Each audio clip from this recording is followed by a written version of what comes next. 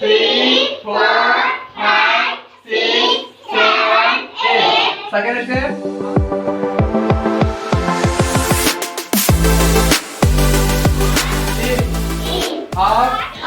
in